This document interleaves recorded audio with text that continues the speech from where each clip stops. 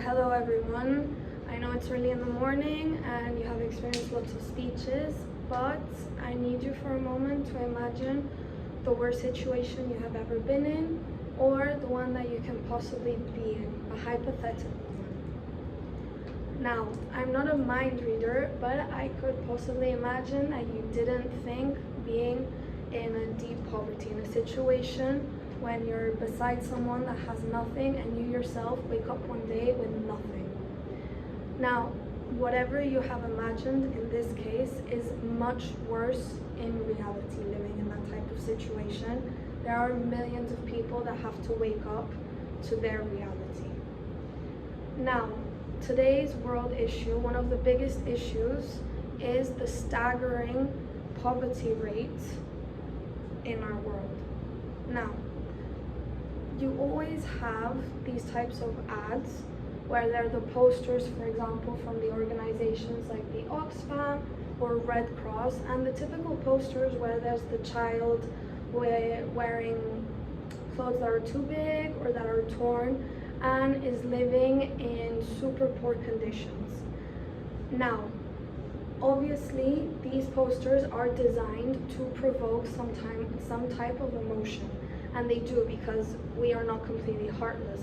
We see that, and obviously we feel something. But truth be told, in reality, it is much worse. Pictures and screens, movies cannot possibly compare to something as big as poverty if you stand up front to it. This is why I choose to talk about this subject, because I myself have seen it up front. Now, I will be giving you some statistics and facts to get an idea, but obviously numbers cannot compare. You have to actually physically see it. Now, I'm going to talk about Cambodia because I had the chance to travel there. So in Asia, they consider the poverty line people living under $2 a day. So when I traveled to the province Siem Reap, so despite it being a super touristic place, it's actually one of the poorest provinces in the country. 45% of those people live below poverty rates. We're talking about 0.75 cents a day. And the majority of that population, about more than 35%, are under the age of 17.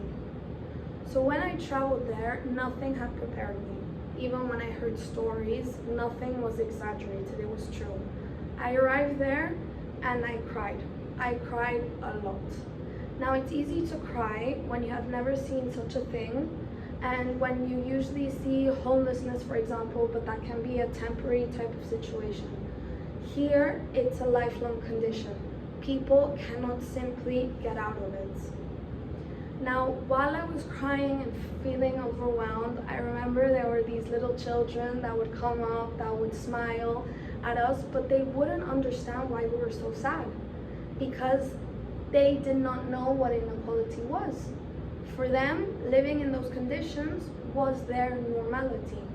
They did not know how their outside world or something else was, what opportunity is. So I remember at one point, it was the little children were even helping out their parents. There was this child, about 8 years old, I recall, and I saw him, he went fishing out on his own to help out his family survive. And I could see the parents were trying to keep their houses from flooding into the water, and they were trying to patch the walls up of their houses with anything they could find. And meanwhile, you would see these 3 or 4 years old that were kicking around the football, and I started to think, how on earth do these people manage to wake up with a smile on their faces every day, whilst we are complaining, we that have most, that are privileged, complain about the slightest things. We complain when the Wi-Fi is slow. We complain when we order Uber Eats and it comes 5 minutes later than the time that was expected. We complain when the new iPhone comes out and that ours apparently is suddenly slow. So I'm not going to be a hypocrite. I am also part of these people, or at least I used to be. I like to think that I've changed since that experience. So I remember after that day, I went back to a hotel and even felt guilty for having clean water. I remember I didn't even want to reply to my friends that were complaining because they couldn't go on holiday. I was just completely out of it. And I felt guilty, I felt horrible. And the point of the speech is not to make you feel guilty or horrible about the privileges that we have, but it's to make you feel or understand how lucky you are, and to make you aware that there is another part of the world that we don't necessarily see day to day, but that they are living. So you know that typical phrase that your parents used to say, you don't know how lucky you are, you should be grateful. I never really understood it, or I used to roll my eyes at it, but to be honest, after what I saw in Asia, I completely understand it. It was very much a life-changing experience for me.